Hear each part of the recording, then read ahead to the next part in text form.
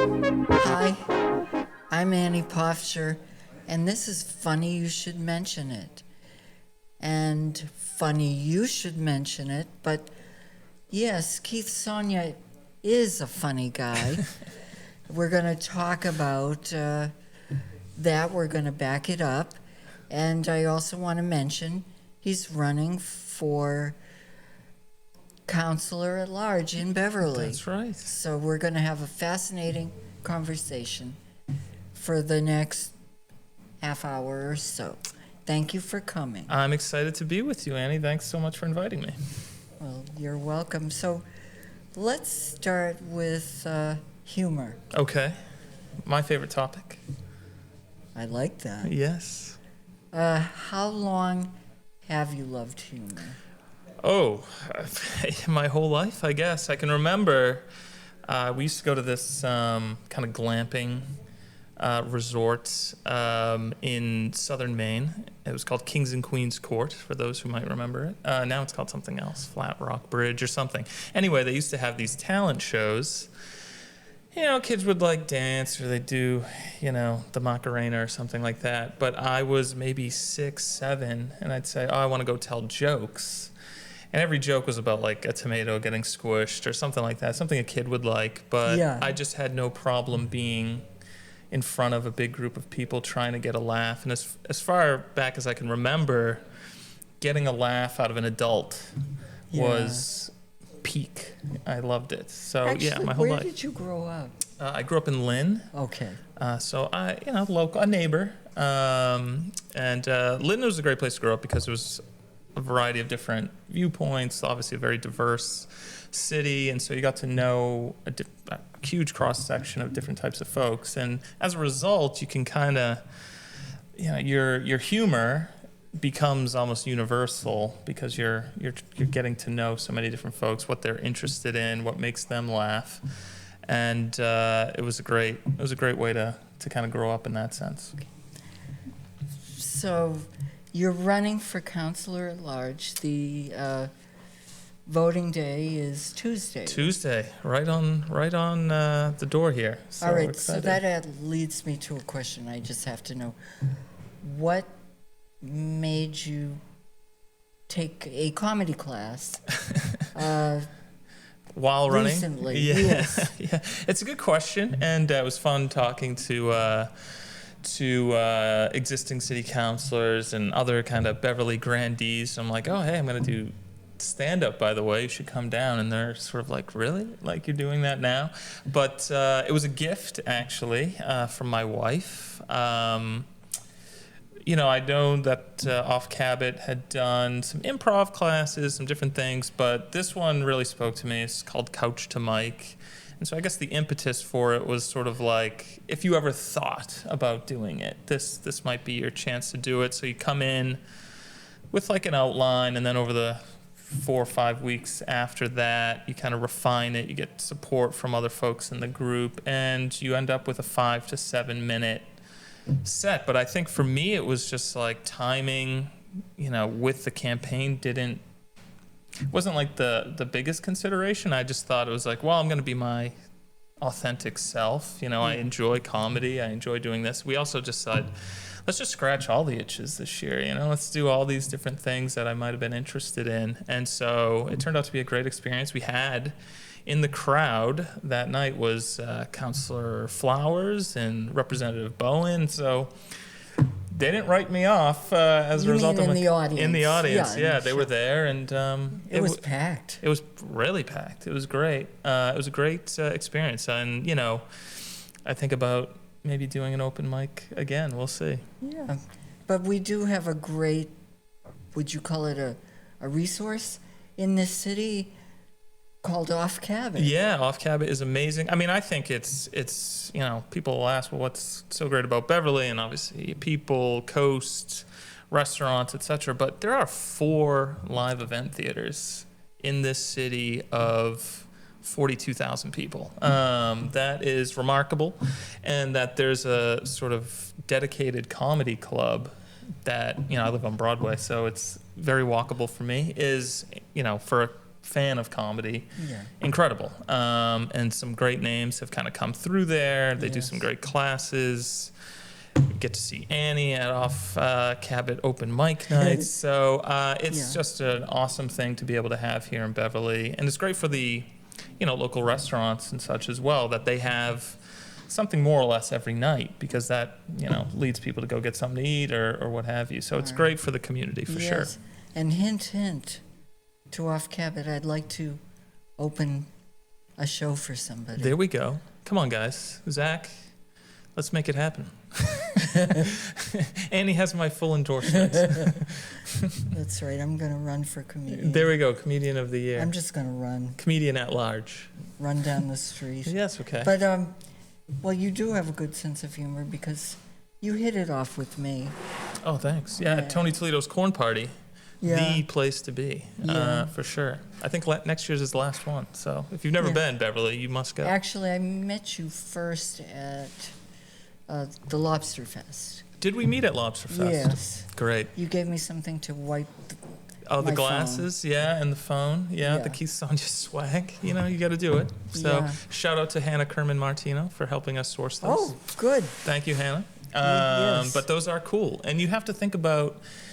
All States Business Solutions. Yeah, exactly. All States Business Solutions. You have to think about, what are folks going to not just throw into the glove box and never look at ever again?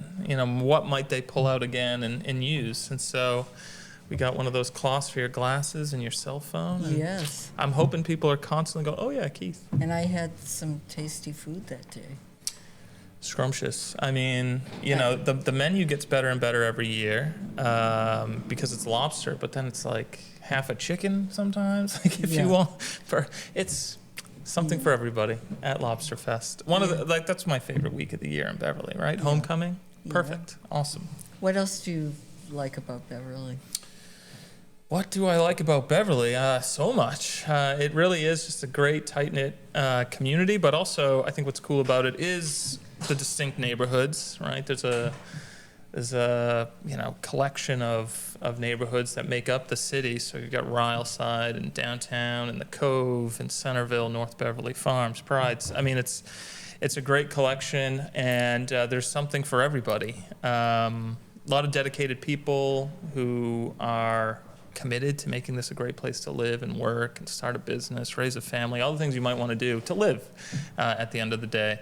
And that we put such an emphasis on culture, right? Which I think is really important. And so again, with 4 live event theaters, that's, the Larkham, Off Cabot, the Cabot, and North Shore Music Theater, not to mention what our schools are doing, what our universities are doing at any given time. There's art galleries, art shows, a committed base of culturally minded folks.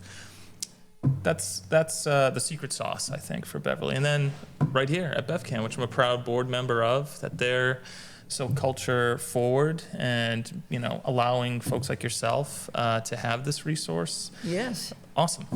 Great. What a place. Yes. I was welcomed here, and feels great. Yeah, you've got a open mic, literally. Yeah. So there you go. You can, I think that's kind of what we're working on now as a board, and Rob and the team here is thinking about, how best to remind folks consistently that this exists. There's not much stopping you if you have an idea for a podcast or a show or what have you to kind of bring that right here downtown or at the high school studio. We've invested a lot in BevCam as a community, and BevCam wants to make sure that the community can invest in BevCam. And so I think that's something we are going to continue to work on, make sure folks know that this is a place where you can do this. It doesn't take significant expertise. The team will work with you to kind of bring your vision to life. And so that's an exciting feature as well. All right, here's a silly question. Sure, I like those. What does a Councillor-At-Large do? Yeah, it's a good question. We actually did a series that culminated yesterday, every Thursday for the last 12 or 14 weeks of what can an at-large councillor do for you. We represent the whole city, so there's 3 at-large councillors. I'm being presumptuous, but knock on wood. Yeah. Councillors at large represent the whole city. And so they provide kind of that redundancy to the ward councillors, who are often kind of the first point of contact for a lot of folks in their respective neighborhoods. But if that person is busy, on vacation, sick, whatever it is, we can kind of step in and kind of take that holistic view of the city and make sure folks get the kind of constituent services they require, make sure that their perspective is brought to the council if they have thoughts on the budget or any given policy that might be being considered at city council. We can propose different policies, legislation, etc. We work with the mayor and department heads to make sure that folks are well informed about upcoming initiatives. It's kind of this all of the above job. We have a strong mayor system here in Beverly. So, the mayor primarily, works out the budget and things like that, and then we scrutinize those things and make sure that it's in the best interest of the city. So, really being the eyes and ears for Beverly residents, that's job number one. And they would reach the councillor at large in many ways? Yeah, I think that's one of the things that I'm really keen to work on is that accessibility piece and being really proactive. So a lot of my background is actually in government, but also community engagement specifically. So my job a lot of the time was if there's a big initiative coming to town, I would work on behalf of state agencies or nonprofits, what have you, to work with the community where that project was taking place and make sure that we were inviting folks to the table who weren't often invited in the past. So environmental justice communities, for example, building out those kind of communications plans that really got into the nitty-gritty of the community and wasn't just sort of like, hey, we're having this one town hall and ticking a box. It was sort of like real engagement. And I think when we're talking about budgets, policies, things that people really care about, our schools, affordability, climate resilience, all the things that are important issues here in Beverly, we've got to think about how are we bringing that to the people. Too often, I think government, it's not just a Beverly problem, too often government asks you to come to it to get information. What I'm keen to do is meet people where they are. That's kind of been the theme of our campaign. To the point where I'm very liberally giving out my phone number, 781-346-8416. Call me anytime. And people have, which is great, and they should feel free that they can. But I think, we do these things like farmers markets, youth sports, community events, where, folks will show up and it's like a, support for the schools or what have you.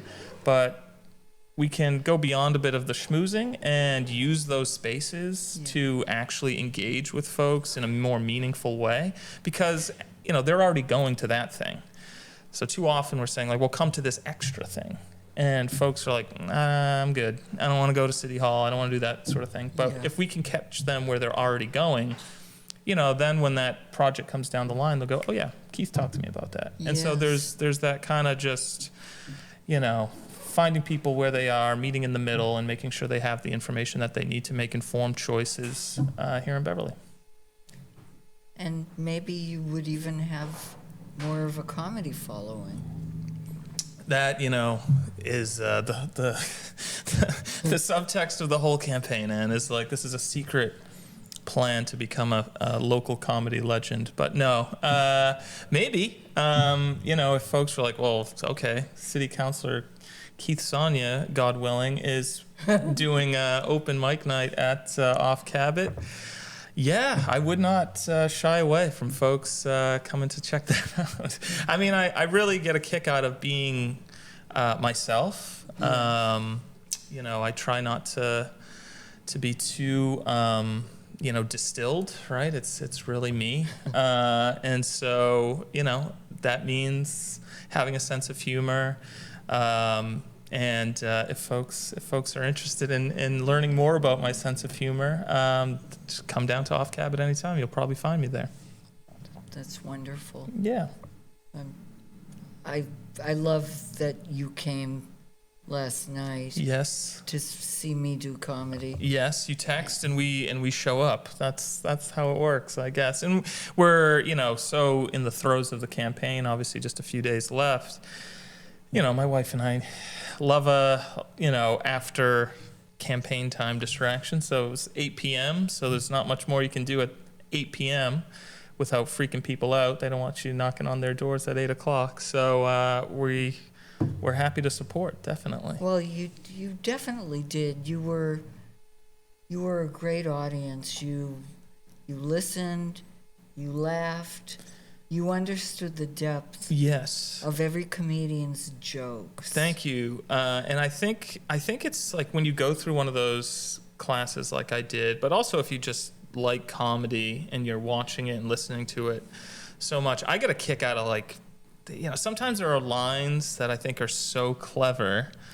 They don't necessarily get the biggest laugh, but I know that for the comedian, that was like maybe their favorite part, or their, when they got it down on paper, they were probably pretty thrilled. And so I'm constantly kind of listening for these clever turns of phrase. I'm also interested in kind of the rhythm of it all and the cadence of it all, because so much of it is, you can have something down on paper and, you read it straight and it might not necessarily be like the most hilarious thing in the world, but if you're delivering it with a certain pizzazz or leaning into it in a certain way, then obviously that's how it comes to life. And so the performance element of it all too, I think, is really fascinating. And so anytime there's just a conversation about comedy, I get pretty interested. I just think it's a universal art form.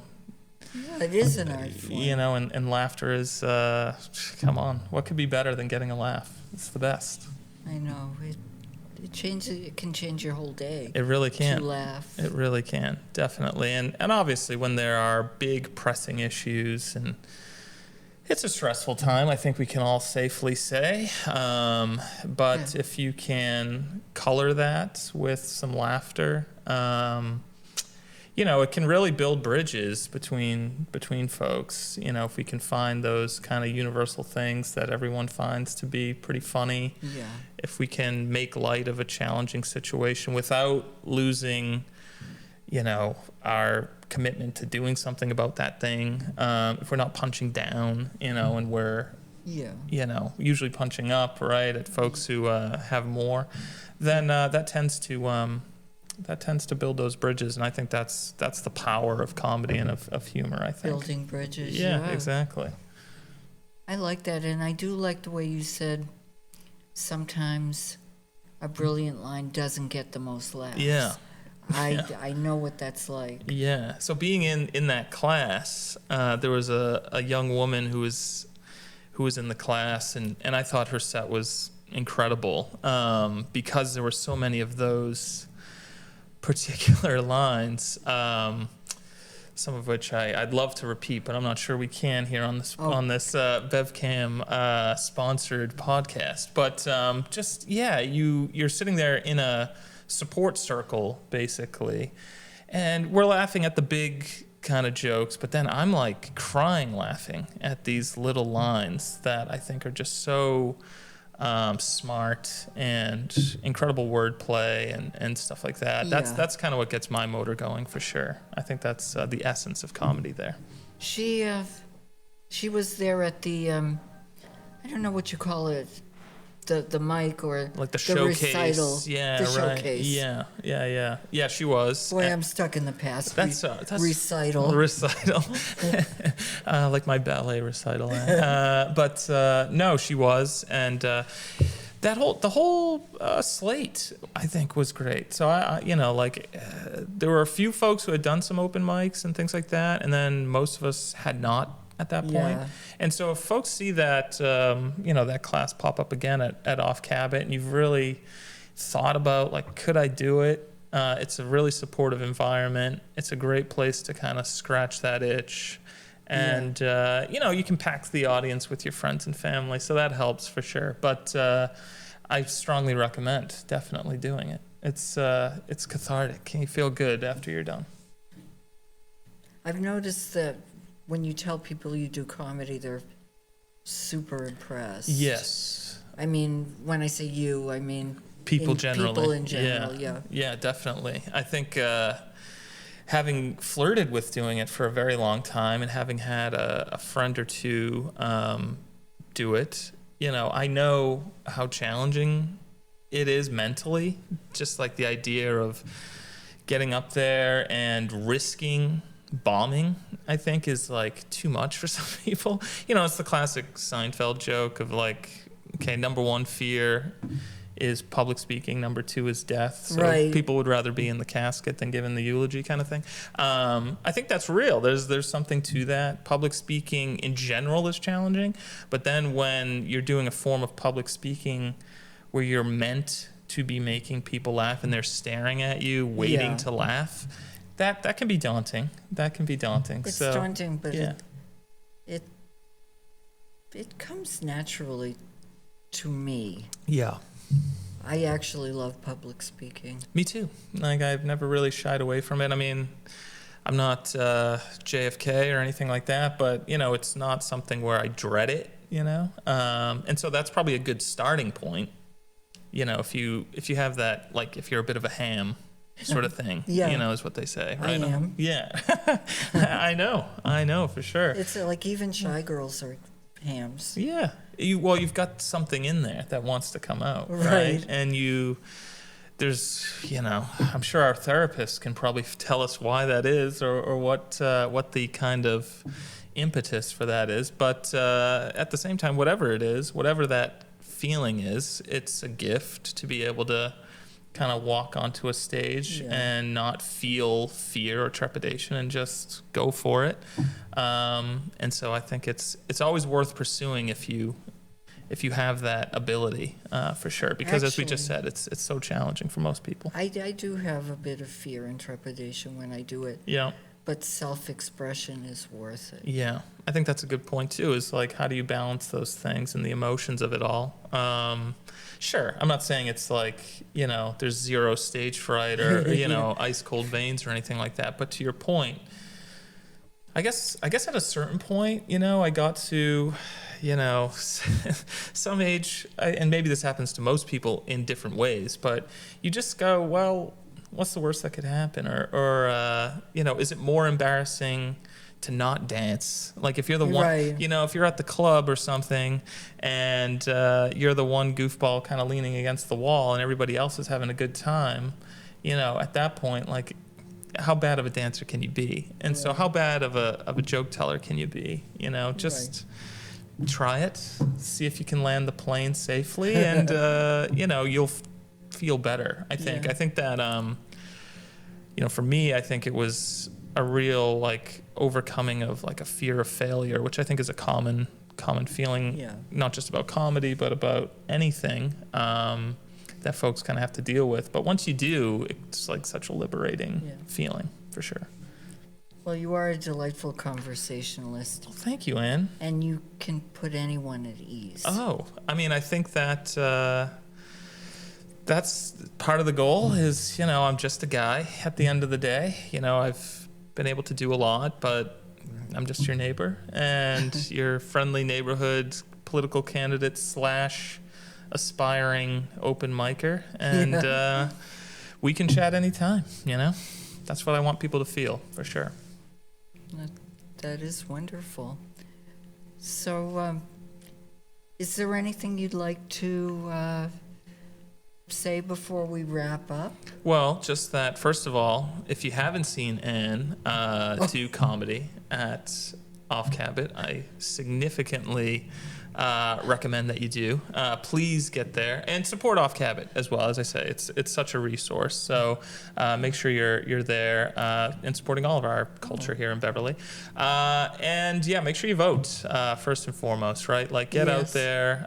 Early voting. We're filming this on Friday. I believe this is the last day for early voting. So make sure you either participate there or Get to your local polling place on Tuesday. Let your vote be heard, your voice be heard. And I'd be grateful for one of your 3 at-large votes. You can vote for up to 3 folks. And if I can answer any questions before you cast your ballot, as I say, my number is 781-346-8416. KeithSonia.com is the website.